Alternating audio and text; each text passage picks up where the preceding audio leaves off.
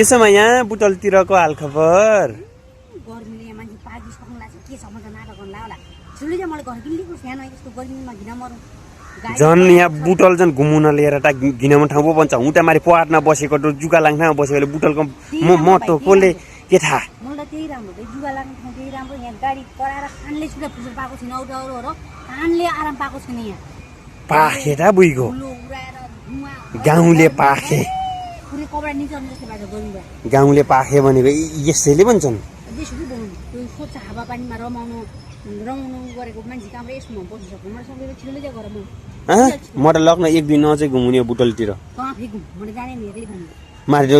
एक बिट्टाको जुगा मारे त आउँछ होइन मारे लेखको टुपानु कुहिरो लाएर किनदेखिन्न यहाँ यस्तो राम्रो छ हेर तुई गाडीहरू कस्तो राम्रो चिल्ला कार गाडी धुवा उडाउने गाडी मन पचेर के सुन्नु धुवाले कसो असर गर्छ गाउँ थाहा छ घर हो गर्ने मान्छे मान्छे मन रोकेर बजाउनुको मान्छे सबै मोर सकेर छिरी मोर सकेर थाहा पनि मर्यो दुनियाँदार रुखला हुन्छ